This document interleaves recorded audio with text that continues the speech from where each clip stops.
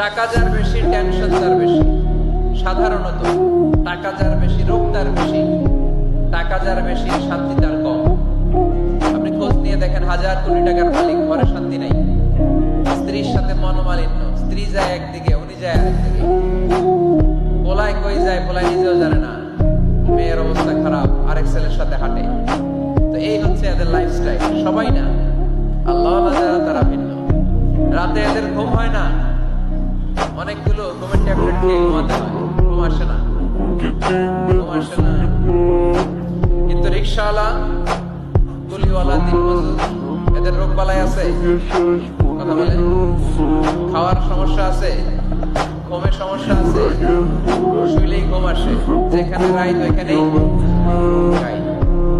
ঘুমাইতে দেরি, নাক ডাকতে দেরি হয়, ওর নাকের ডাকের আওয়াজে ট্রাকের ইঞ্জিন ওঠে। শান্তির ঘুম,